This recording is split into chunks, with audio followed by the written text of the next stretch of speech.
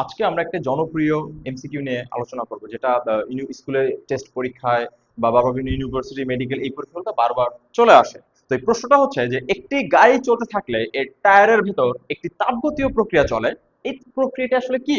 তো এখানে প্রথম অপশনটা আসতেছে সমষ্ণ প্রক্রিয়া। তো এখন যখন গাড়ি একটা চলাচল করে তখন সূর্যের আলোতে এবং ঘর্ষণের জন্য, তোমার যে পিচের সাথে ঘর্ষণের রাস্তার সাথে ঘর্ষণের জন্য এটা তাপমাত্রার পরিবর্তন হয়। তো তাপমাত্রা পরিবর্তন হওয়ার কারণে, তার মানে এইটা যদি তাপমাত্রা পরিবর্তন হচ্ছে, তাহলে এটা সমস্ত প্রক্রিয়া অবশ্যই হতে পারে না। আর তাপমাত্রা পরিবর্তন হওয়ার কারণে আমার যে ডেল কিউ আছে, সিভিডিটি, এটাও পরিবর্তন হচ্ছে। তার মানে রুদ্ধতাপ প্রক্রিয়া হতে পারে না। আর এই তাপমাত্রা পরিবর্তন হওয়ার কারণে আমার এখানে আয়তন এবং চাপ বৃদ্ধি পেতে চায়, কিন্তু যেহেতু একটা টায়ারের আয়তনটা নির্দিষ্ট হয়, এটা কখনোই পরিবর্তনশীল না।